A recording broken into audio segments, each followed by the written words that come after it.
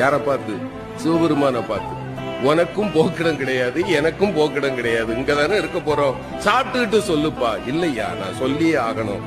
அந்த ஏழை சிரித்து கொண்டே சொன்னார், என்ன பெருசா சொல்லிட போற, நீ யார், அவ்வளவுதானே, நான் சொல்லவா, நீ பரம்பொருள், இங்கு கோயில் கொண்டிருக்கக்கூடிய காசி விஸ்வநாதன், நீ சரிதானப்பான்னா.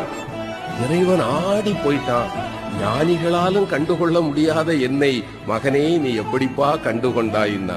அந்த ஏழை சொன்னா, இந்த ஊர்ல யாருமே என்ன மனுஷனா பார்க்க மாட்டாங்க ஐயா, என்ன பார்த்தா 100 அடி தள்ளி போயிடுவாங்க. ஆனால் என்னைக்கு சமமாக அமர்ந்து அழுகி போன என் கையில் இருக்கிற உணவை கூட உண்பதற்கு ஒருவன் கையேந்துவான் என்றால் என் கருணை கடலே, உன்னை தவிர வேறு யாரால் ஐயா இது முடியும்? நீ என் முன்னே வந்து அமர்ந்த போதே நான் கண்டுகொண்டேன் நீ யார் என்று.